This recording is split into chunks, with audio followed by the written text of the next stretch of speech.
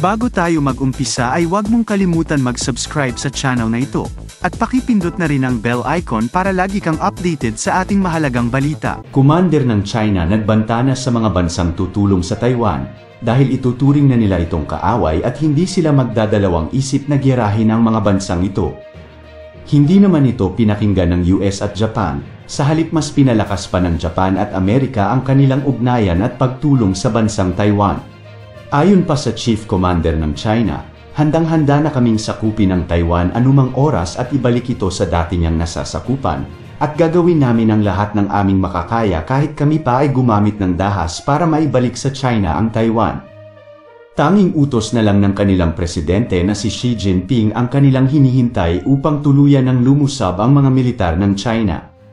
Mas uminit pa ang tensyon ng mabalitaan ni Taiwan President Lai Ching-te. Ang mga banta ng commander ng China laban sa Taiwan, hindi naman ito naging hadlang sa bagong halal na presidente, dahil ayon sa kanyang sinumpaang salaysay at pangako, hindi niya ibabalik ang bansang Taiwan sa China, at lalabanan nila ang anumang banta o giyera na gagawin ng China sa bansa nila.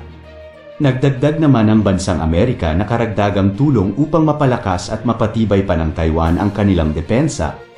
Ang bansang Germany at Japan naman ay nagbigay ng malaking suporta sa Taiwan at handang tumulong anumang oras.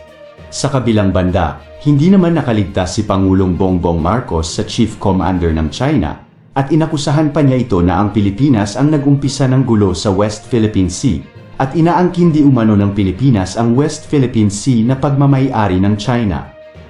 At hindi kinikilala ng bansang China ang anumang patakaran ng Pilipinas sa Indo-Pacific, sa halip itigil na di umano ng Pilipinas ang panggugulo nito sa karagatan na nasasakupan ng China.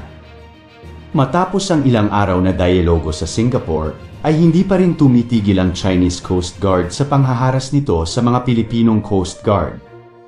At kahapon lang ay namataan ng ating mga otoridad ang pagtitipon ng mga militia vessels ng China sa Russell Reef na nasa loob ng economic zone ng Pilipinas. Tinawag ito na act of aggression ng Philippine Navy dahil sa pagpasok ng mga barko nang wala man lang pahintulot, at kahit makailang ulit pa itong niradyuhan ng ating mga otoridad ay hindi sumasagot ang mga ito. Hindi rin masabi ng Philippine Navy kung ano ang kanilang ginagawa sa loob ng bahura ng Pilipinas dahil wala itong pakialam sa kung sino man ang nagraradyo sa kanila. Pero hindi ito pinasawalang bahala ng ating Pangulo. Agad nakipagpulong si PBBM sa 5th Infantry Division Army sa Camp Melchor de la Cruz, Isabela.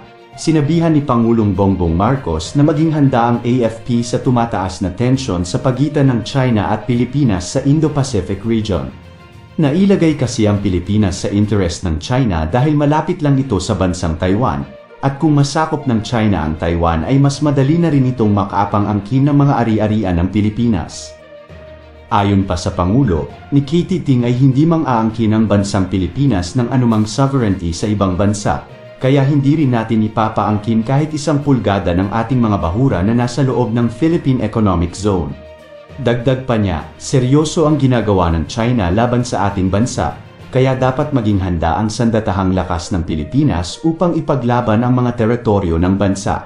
Ikaw, Idol, ano ang masasabi mo sa patuloy na pang-aangkin ng China sa mga bahura ng Pilipinas, at sa paanong paraan kaya natin matutulungan ang ating bansa upang itigil na ng China ang mga masasamang layunin at pang-aangkin nito sa mga soberanya ng Pilipinas? Hanggang dito na lamang po mga idol, maraming salamat po sa inyong lahat at mabuhay po kayo.